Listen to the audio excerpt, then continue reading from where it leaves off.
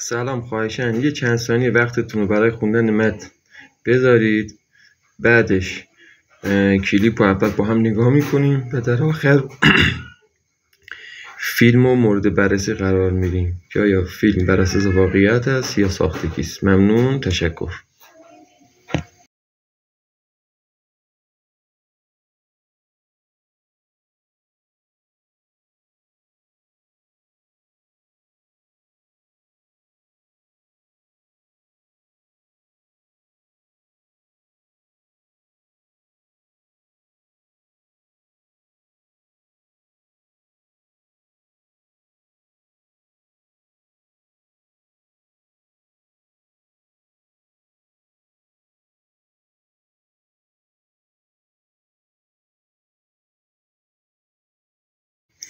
خب اولا اینکه اجنه جنها یا شیاطین سایه اصلا ندارن. دو، زمانی هم که از بعد خودشون خارج و بعد ما انسان ها میخوان تبدیل بشن کمتر از صدام ثانیه اتفاق میفته.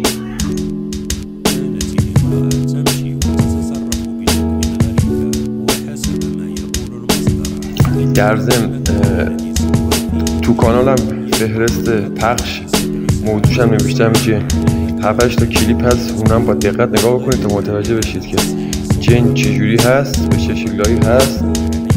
ممنون میشم که منو حمایت کنید با ساب و لایک. خیلی خیلی ممنون. تا کلیپ بعدی، خدا نگهدار.